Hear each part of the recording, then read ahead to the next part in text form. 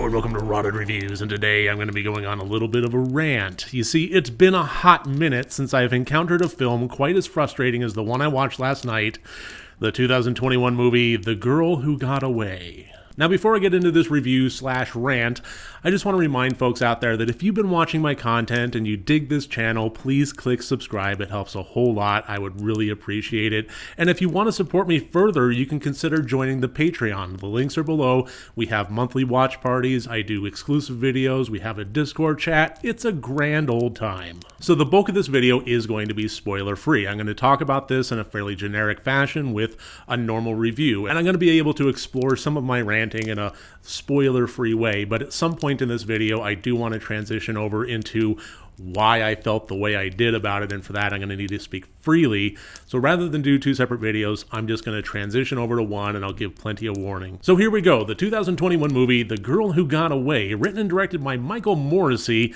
This movie opens up by showing us a father and son driving down a very dark dirt road, and they wind up passing a situation in which a knife-wielding, blood-stained woman is chasing after a young girl. And after saving the day and the cops are called, the girl is rescued from the grips of this serial killer. They come to find out that this woman was keeping several young girls at her house and killing them. We then fast forward a decade or two and we come to find out that Christina, the girl who got away, is living the quiet life as a school teacher in Messina, New York. This quiet life is soon disrupted when the previous serial killer of Elizabeth Caulfield escapes a prison transport accident and is on the run. So now Christina must face the demons of her past as it catches up with her present. So why was this movie so frustrating to me? Because it made no sense. And I mean that in the most literal fashion. This is a movie that tries to have a whole lot of irons in the fire, and it actually forgets about several of them. And that's really the biggest problem with this, is it was just trying to be too much. It was trying to be too grand. And I'll give you a few examples of that, again, in a spoiler-free fashion. There are several scenes that were put in place in this movie that doesn't contribute to anything. A situation that a cop character was put into in his introduction was this grand, elaborate, heartbreaking, kind of odd situation of tragedy, and didn't have anything to do with anything. It didn't further the story. It didn't reveal anything about the character. It didn't really show us anything about his personality in responding to this situation. We could have gotten just as much on a storytelling level about the main plot of The Girl Who Got Away by showing him walking out of a donut shop. But instead it has to be this grand little subplot thing that doesn't contribute. It was one of those things that should have been left on the editing room floor, either at the screenplay level or certainly at the post-production level. And it's not that it was a bad scene, but between the fact that it didn't contribute, which is the most primary fact that it should have been cut out, and also the notion that this movie did go on a little bit long for its own good, kind of just speaks to why it needed to be left out. But moreover than that, this is a movie that tries to employ a lot of twists. In order to employ twists properly, there also needs to be some level of subterfuge,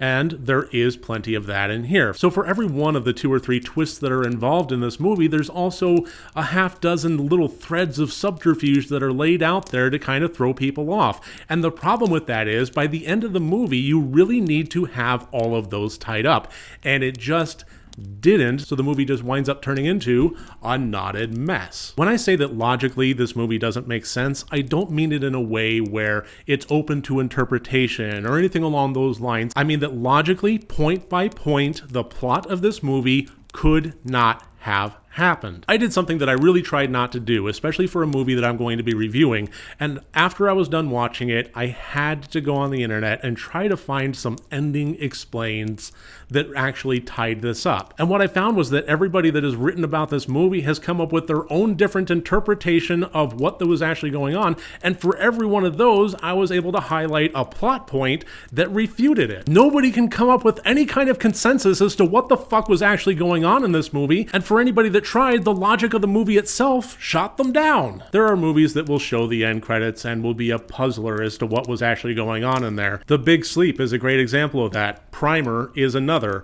But try making a movie that has that level of confusion about it without actually having the charm of Humphrey Bogart or the interest of time travel. It's a little bit much of an ask. And another thing is, I'm also used to movies not making a whole lot of sense. I mean, Bikini Bloodbath Christmas, what the fuck was that even about? I still have no idea.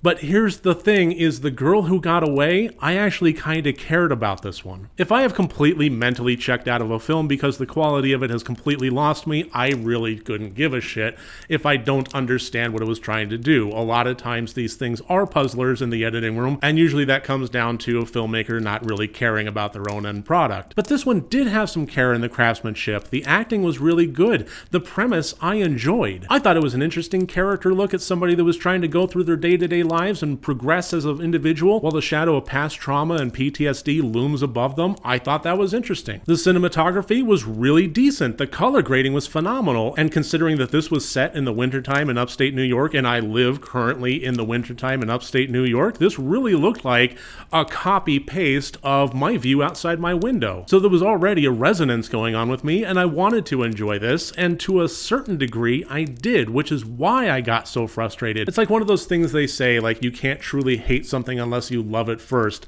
That's one of the reasons that I found this movie so supremely frustrating, is because I saw so much quality and potential in it that having these loose threads and having these logical fallacies and having these weird dead ends of the plot just frustrate me no end. By the time the credits rolled, I was ready to pull my hair out. So do I recommend this movie? I'm kind of, sort of. I mean, honestly, blanket recommendation, absolutely not. But I would be interested to hear how many of you have watched this or will watch this after this review. And please chime in if I've missed something. But I'm going to go over some of the spoilery plot points of why this movie made no sense to me in just a minute here.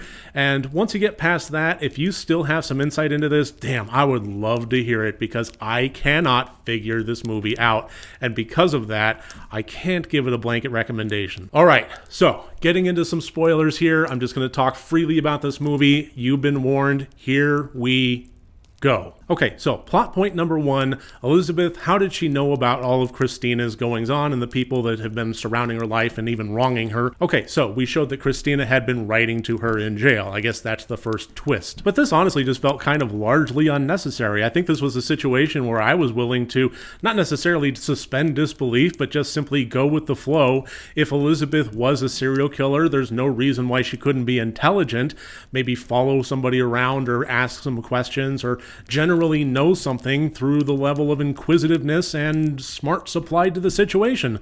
So as far as finding out that Christina had a boyfriend that cheated on her, that doesn't seem like something that would be too awful difficult to figure out. And for the next logical thing that I really wasn't able to wrap my head around, it was, why weren't more law enforcement officials involved with this? Yes, it kind of gave an explanation as far as Jamie not wanting to upset the old cop who doesn't want the FBI involved and so on and so forth. Fine.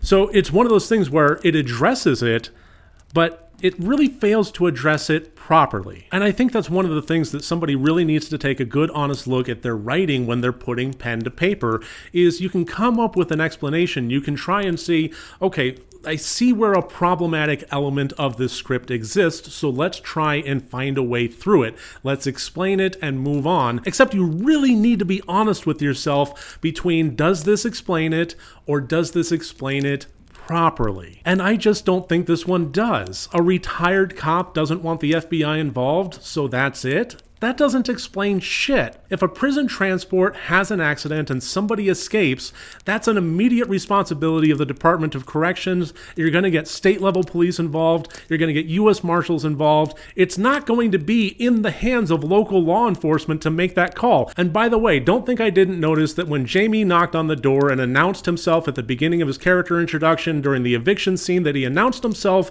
as part of the sheriff's department, when in fact his car said Messina, New York, which means he wasn't operating at the county level. He was a local town officer. Meanwhile, look at where Messina, New York is on a map.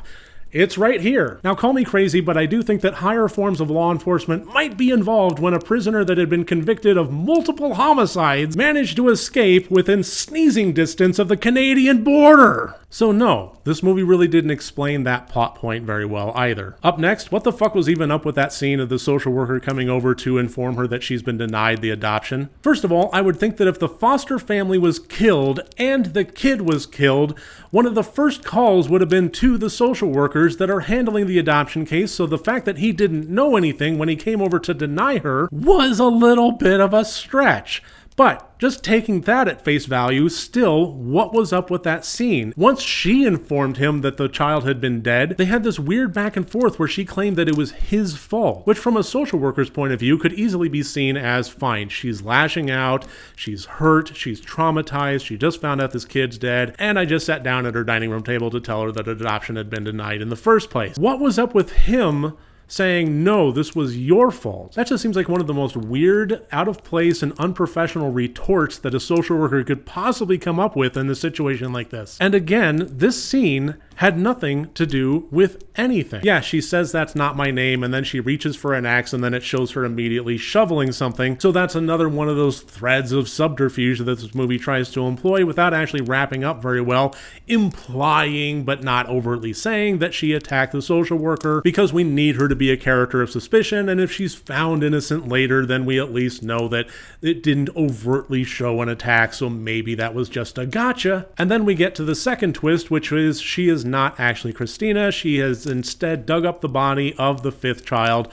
and we come to find out that she is Elizabeth's true daughter, who then escaped and took on the persona of the child that was most resonant with her. I mean, okay, I guess. It doesn't really change anything about the movie. It's not one of the biggest twists I've ever heard. She got rescued and lived in foster care until she was able to grow up on her own, just with one name instead of another. And then we get to the big twist. Elizabeth is actually dead and has been for days. Her body has been found. It's been identified. She's wearing a wrist tag that both says that she was an oncology patient.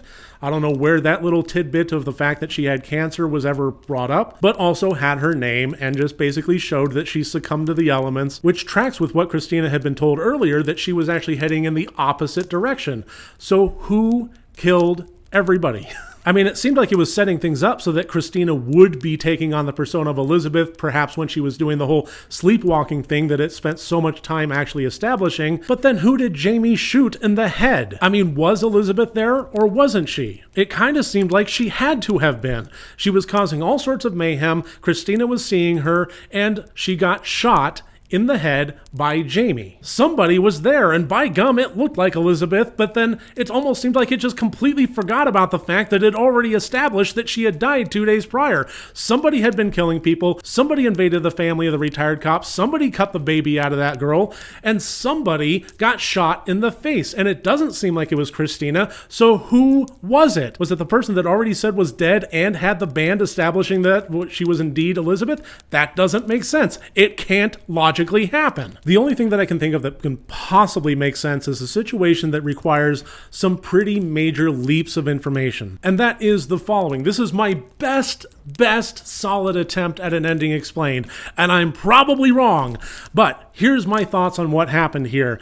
Is we had a situation in which a prisoner escaped, and Department of Corrections, State Police, actual Sheriff's Department, U.S. Marshal, nobody else was involved except for the town Barney Fife. We then had Elizabeth attack the woman in the bathroom and replace her wristband onto her wrist and then leave her out in a field heading in the opposite direction, and the body was then found, but nobody did any actual checks to make sure that it looked like Elizabeth Caulfield and phoned it in saying that she was indeed dead without confirming the body. Never mind that you have a corpse, you have a prisoner, which means fingerprints are on file, and the cross-referencing would have taken no time at all. So we now have a situation where Elizabeth is on the run and performing these murders without her wristband, without any personal identifying information, and with a body laying in the forest somewhere just waiting to be found that is taking up her identity. Then we wind up with all these identity twists that cast nothing but suspicion on Christina for absolutely no character development and no real character reveal. In fact, it seems like the only thing that does is change her name from one thing to another for absolutely no fuck reason. And then just going by chronological instead of logical order, it's just a nitpicky thing, but why would the EMTs be telling Christina,